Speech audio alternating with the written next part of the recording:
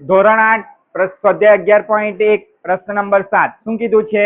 જો 2 કિલોગ્રામ ખાંડમાં રહેલા સ્ફટિકોની સંખ્યા 9 ગુણ્યા 10⁶ હોય તો નીચે દર્શાવેલ જથ્થામાં કેટલા સ્ફટિકો હશે? હવે 10⁶ છે એટલે એકની પાછળ કેટલા શૂન્ય? 6 શૂન્ય, બરાબર.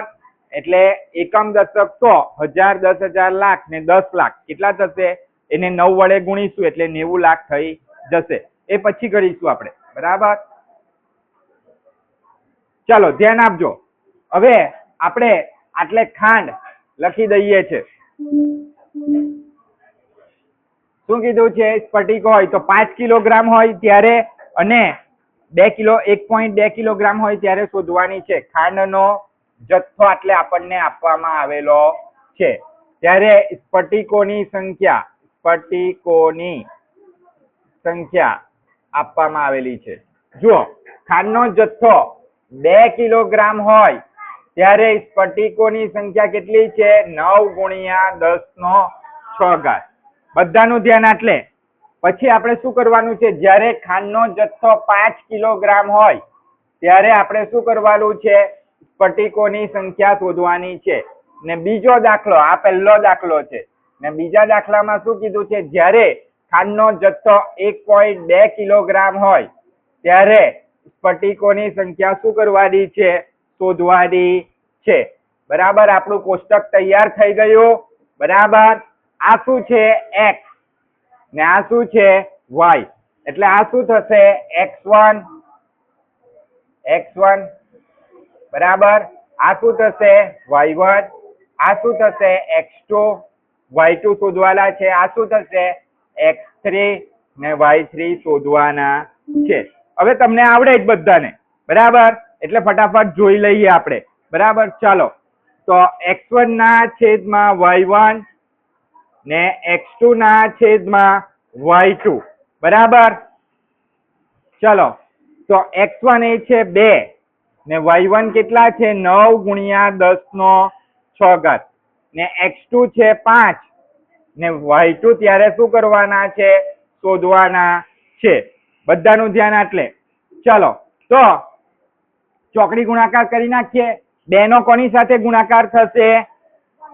y2 સાથે, બરાબર. 2 ગુણ્યા y2 અને 5 નો કોની સાથે ગુણાકાર થશે? 9 ગુણ્યા 10⁶. બધાનું ધ્યાન એટલે ચલો તો y2 ને શોધવાના છે એટલે y2 બરાબર 5 ગુણ્યા 9 ગુણ્યા 10⁶. છેદમાં કેટલા આવશે? 2. છેદમાં ક્યાં આવશે? આ 2 ક્યાં ચાલ્યા ગયા? છેદમાં જમણી બાજુ ગયા એટલે ડાબી બાજુ હતા તો. હવે શું કરવાનું? તો y2 બરાબર, ધ્યાન આપજો, 5 ગુણ્યા 9 ગુણ્યા 10⁶ એટલે એકની પાછળ કેટલા શૂન્ય? 1, 2, 3, 4, 5, 6 શૂન્ય. છેદમાં કેટલા? 2. આપણે 6 શૂન્ય ની લખતે તો પણ ચાલતે, પરંતુ આટલે જો 5 9 45 થાય, બંને 2 ના ઘડિયામાં આવે નહીં. એટલે આપણે આ 10 લાખ ને કેન્સલ કરવા માટે શું કર્યું છે? આપણે 10⁶ ના સાદા પ્રમાણિત સ્વરૂપમાં લખ્યું છે, બરાબર. ચાલો તો 5 દુ 10 થાય, બધાને ખબર છે. 5 દુ 10 તો આ 5 શૂન્ય બચ્યા, એ ક્યાં જશે? પાછળ. થઈ ગયો. 2 પંચા 10 લખવા પડશે આપણે. 2 પંચા 10, 2 5 વાર 10. 5 ના પાછળ 4 શૂન્ય જશે, સોરી 5 શૂન્ય જશે. કેમ કે આપણે 2 કેન્સલ કરવાના છે ને એટલે. તો 2 કેન્સલ થઈ ગયા, કેન્સલ. ચાલો હવે ધ્યાન આપજો. y2 બરાબર શું બચ્યું? તો y2 બરાબર 5 ગુણ્યા 9 ગુણ્યા 5 લાખ કેટલા બચ્યા? 5 લાખ. છેદમાં જુઓ, છેદમાં 2 હતા એ શું થઈ ગયા છે? કેન્સલ થઈ ગયા છે. એટલે છેદમાં કઈ બચ્યું નથી. 5 ગુણ્યા 9 ગુણ્યા 5 લાખ બચ્યા છે. માટે હવે આપણે આનું સાદુરૂપ આપીશું તો y2 બરાબર હજુ જુઓ 5 ગુણ્યા 9 ગુણ્યા 5 એક વાર 5. મેં આના અવયવ પાડું છું. 5 એક વાર 5, આ 5 શૂન્ય પાછળ લખાશે. કેમ? આપણે 10 ના ઘાતના સ્વરૂપમાં લખવાનું છે એટલા માટે. હવે જુઓ 5 5 વાર 25, 25 નવા 225 માટે 225 ગુણ્યા આટલે કેટલા શૂન્ય છે? 5 શૂન્ય છે માટે 10 નો કેટલો ઘાત આવશે?